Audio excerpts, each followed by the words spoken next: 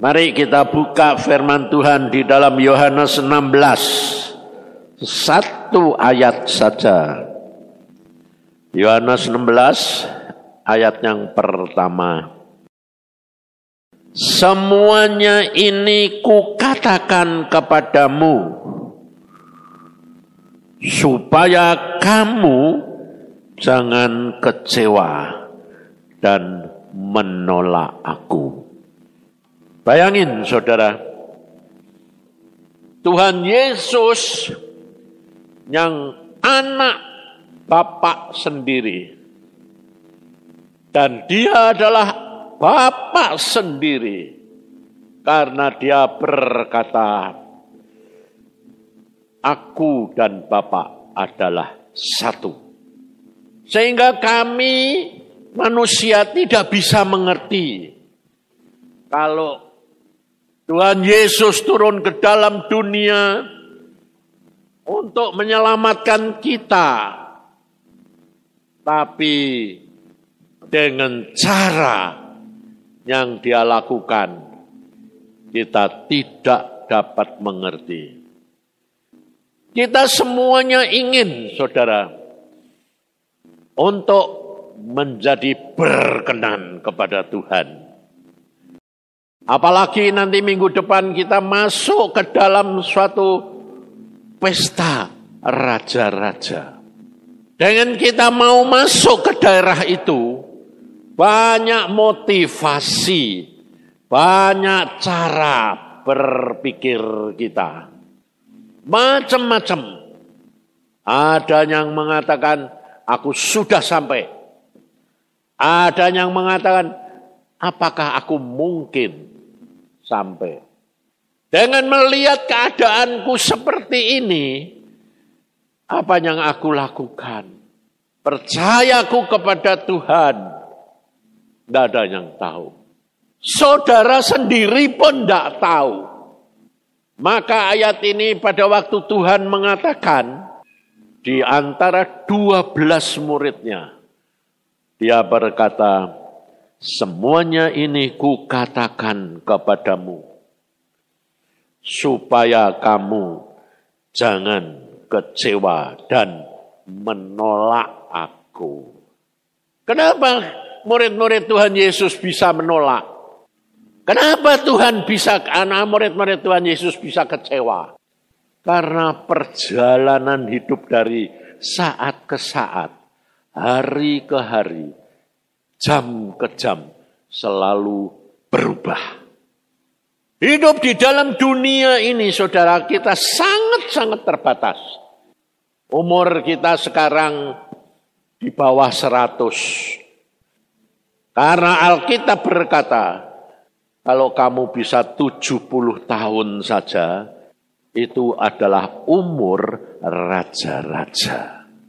Padahal manusia pertama yang dibuat zaman itu, saudara, Abraham saja, bayangin saudara, umurnya paling-paling di bawah 200. Kita sekarang di bawah 100. Sampai pada saat tertentu saya itu merenung, saudara. Orang kok umurnya sampai 900 itu, yang dikerjakan itu apa? Betul enggak? Umur kok 900 itu yang dikerjakan apa? Lalu Tuhan itu ya aneh, aku bilang gitu. Engkau kok manggil Abraham?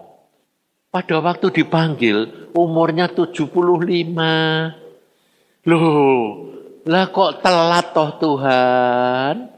Sarah umurnya 65. Udah kakek mbak nenek.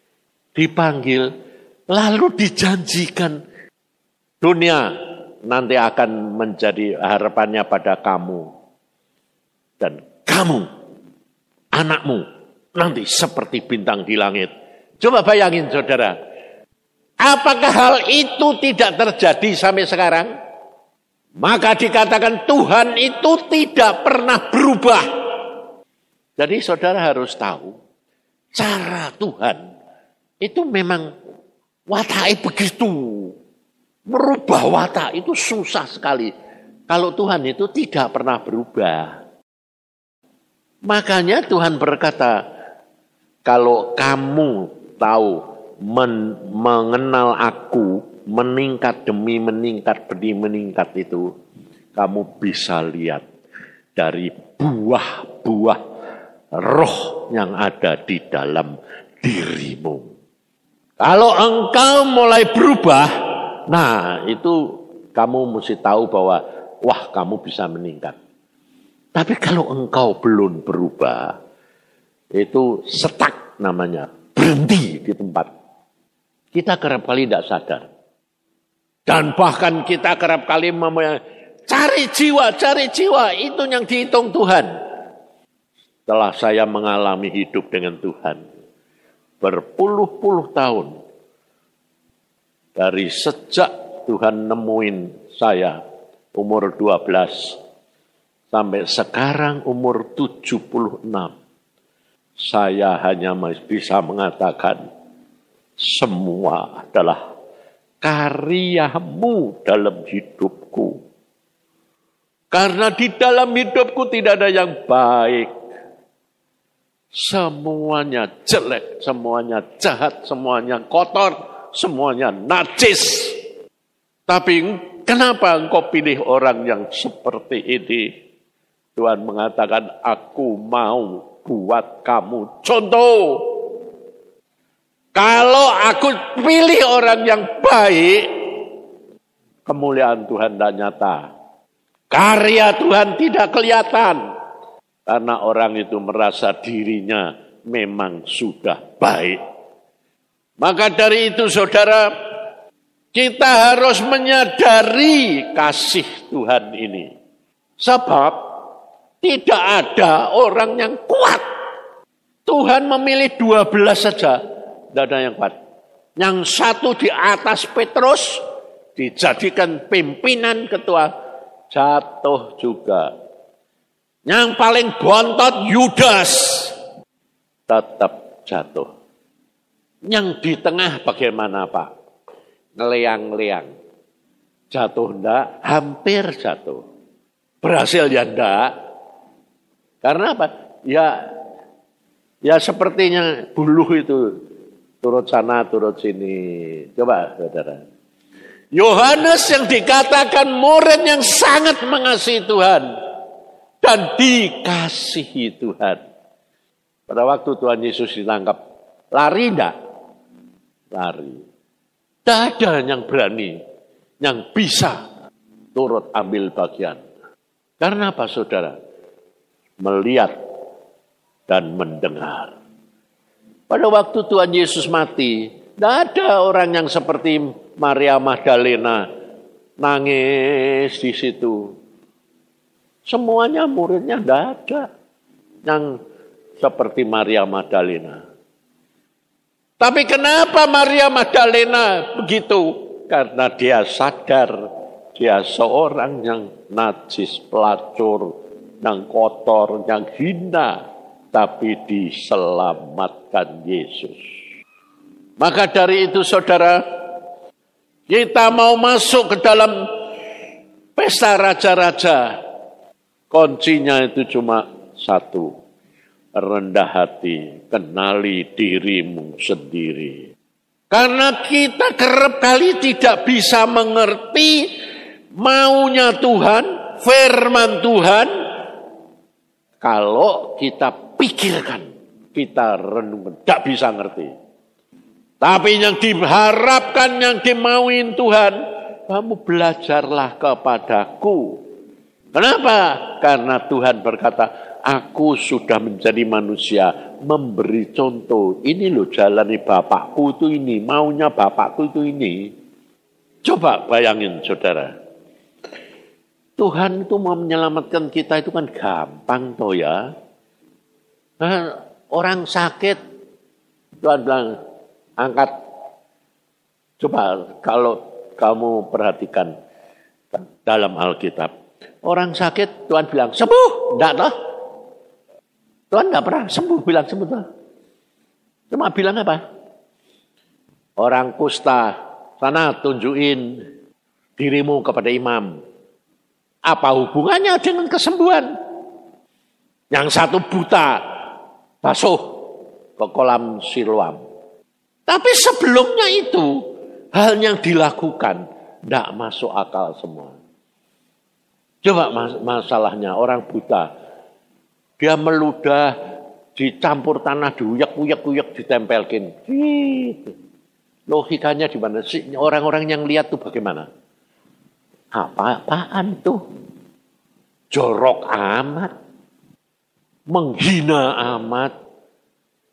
Orang sudah buta, matanya buta, minta melihat, malah diludahi campur tanah, diuyak-uyak. Bayangin saudara. Dan pada waktu itu tanah sudah ditempel sini. Sudah melihat belum? Belum. Kira-kira kalau orang buta itu dia bilang, loh aku minta sembuh, bu, melek kok malah diludahi, diuyak-uyak. Hanya waktu sekejap itu, beberapa saat itu.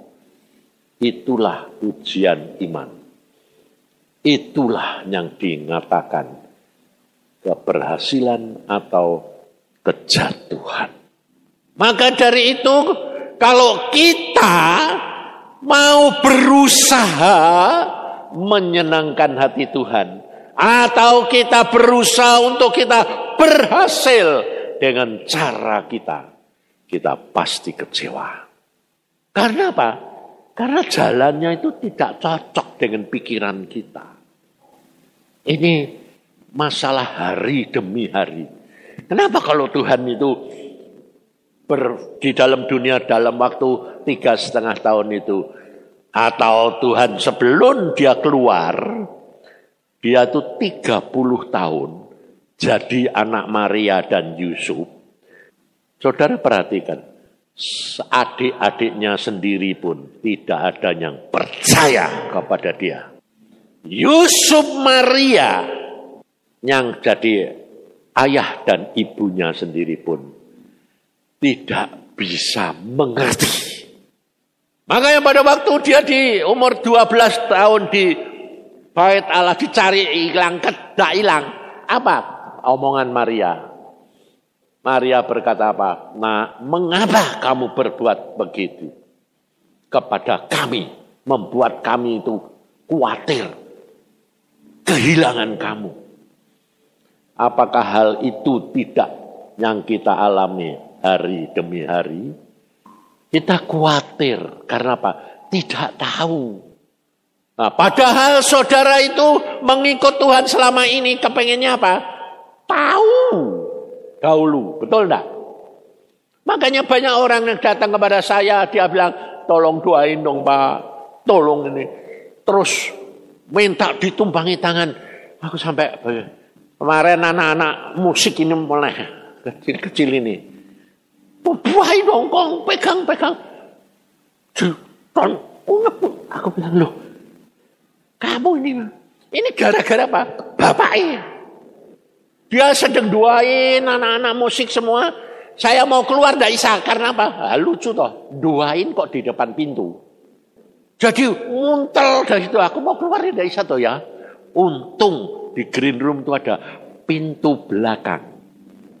Yang pendek loh. Jadi kalau saya keluar mesti tunduk. Kalau tidak kejeduk ini saudara. Keluar sana. Sudah keluar. Sudah pas keluar. Saya keluar. Selesai bapaknya ngomong apa? Kong! Cuma ngomong, Kong! Anak-anak langsung, doain dong. Lah aku bilang, kamu ini piye, bagaimana? Tak sadar loh saudara. Kok minta didoa itu buat apa? Motivasinya itu macam-macam. Minta transfer, minta kepekaan, ya toh? Minta juga ketekunannya, kesetiaannya. Ayo, ya toh? Nah, tapi ingat saudara, memang transfer itu bisa terjadi. Tapi harus kalau Tuhan yang ngatur. Bukan kehendakmu. Nah, tapi kan Alkitab ngomong, mintalah dengan tidak putus-putus harap, ngotot. Ya, itu bisa. Tapi 75% tidak dapat. Makanya Tuhan mengatakan pada saya begini, kamu hanya melakukan apa yang aku perintahkan. Ngerti?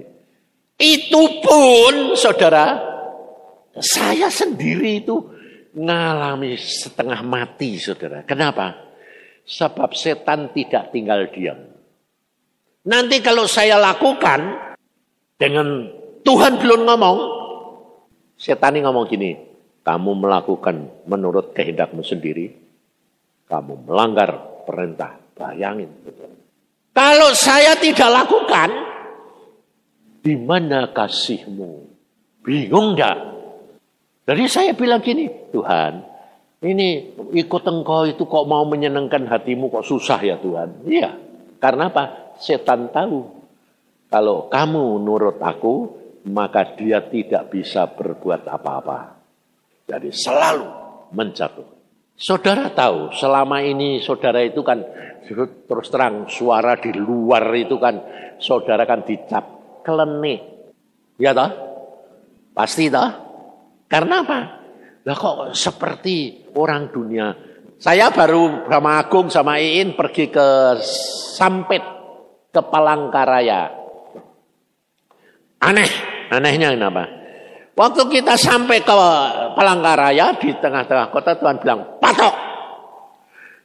Matok apa sih Tuhan? Saya tuh baru melihat tuh mata saya melotot gini. Loh, kok ada pilar tunggak kayak tongkat gitu, atasnya mahkota. Dan ternyata Palangkaraya itu adalah tengah-tengahnya Indonesia. Dan dimulai sana. Lucu lagi saudara, saya belum pernah ke Indonesia seluruhnya, ke dunia, belum pernah lihat. Ada orang kok punya apa? Punya patok yang bawahnya apa? Guci, gede sekali gucinya. Ini apa hubungannya Guci sama patok? Kalau patok itu karena kita ngalami, itu menjadi tanda milik Tuhan. Daerah itu menjadi milik aku. Tapi kalau anjing, kalau singa, dikencingi. Kalau kita, dia pakai apa? Guci, saudara. Aku bilang, Guci kok dibuat monumen? Apa maksudnya? Baru Iin mengatakan, Papa tahu, ini itu harus diambil. Karena apa?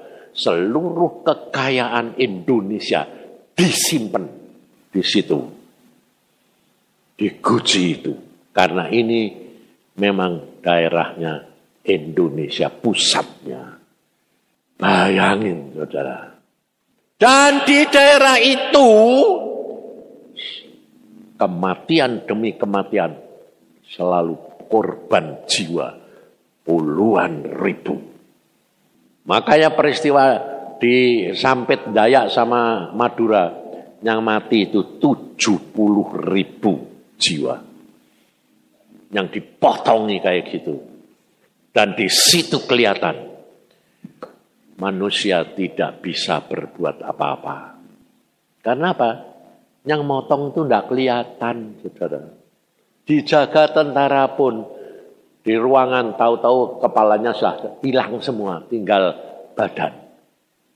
Sampai saya bilang, wah mau setan ini kurang ajar sungguhan.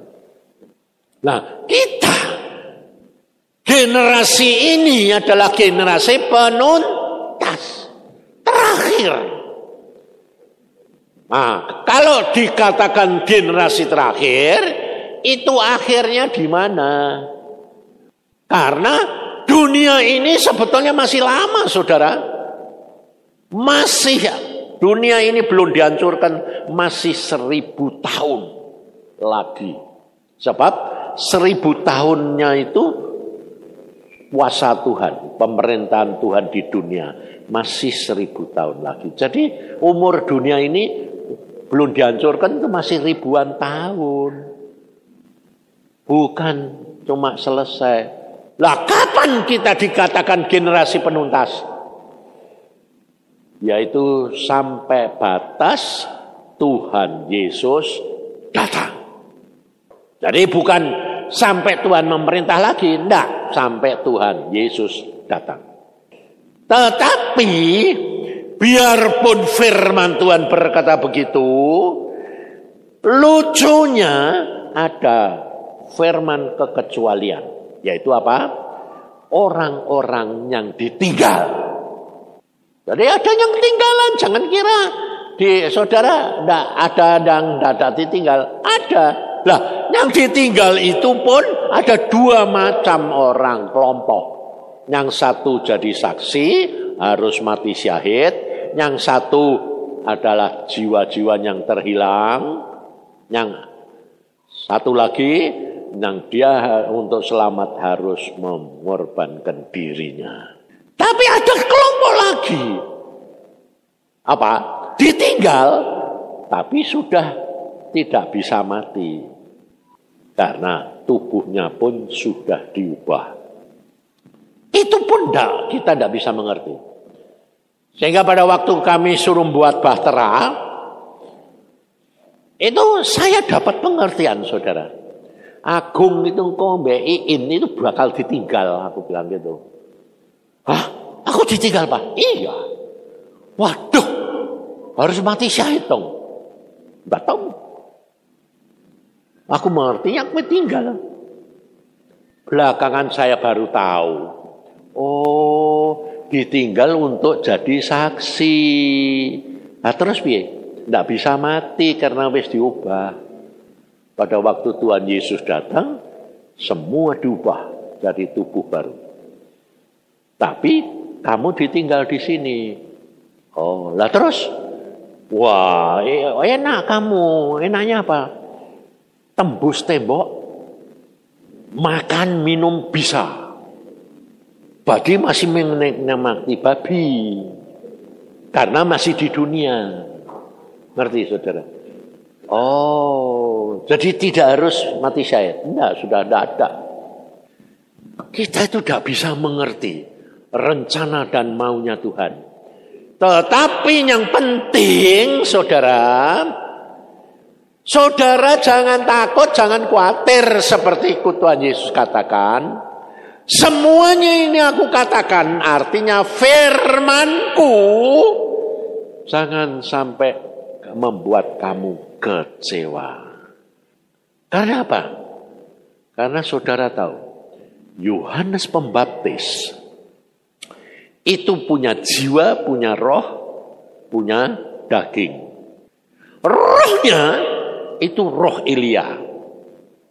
Karena Tuhan mengatakan sebelum aku datang, nanti Elia akan datang lebih dahulu.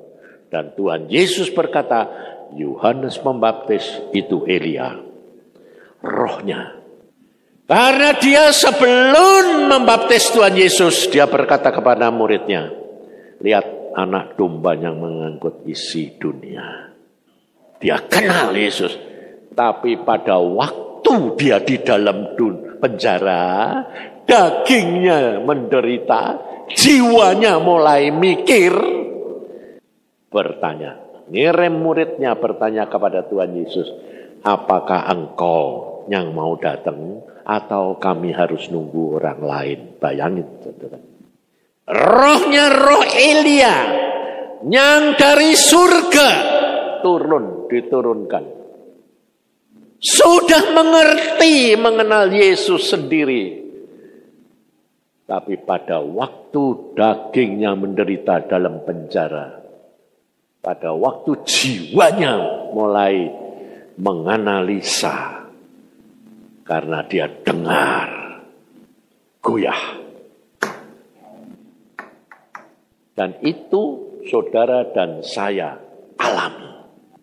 Kita semuanya ingin lepas, menyenangkan Tuhan, bebas.